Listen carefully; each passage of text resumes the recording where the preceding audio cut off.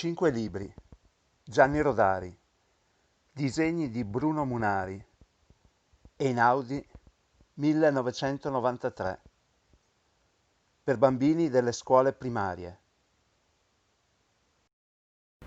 I cinque libri è una raccolta di cinque libri, appunto, scritti da Gianni Rodari tra il 1960 e il 1980, qui impreziositi dai disegni di Bruno Munari. Ma cominciamo da Filastrocche in cielo e in terra, il dittatore.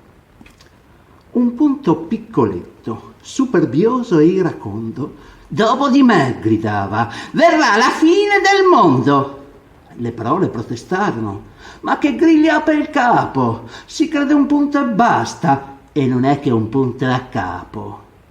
Tutto solo, a mezza pagina, lo piantarono in asso, e il mondo continuò una riga più in basso. Ma adesso passiamo al libro degli errori e per colpa di un accento. Per colpa di un accento, un tale di Santià credeva di essere alla meta ed era appena a metà. Per analogo errore, un contadino di Rò tentava invano di cogliere le pere da un però.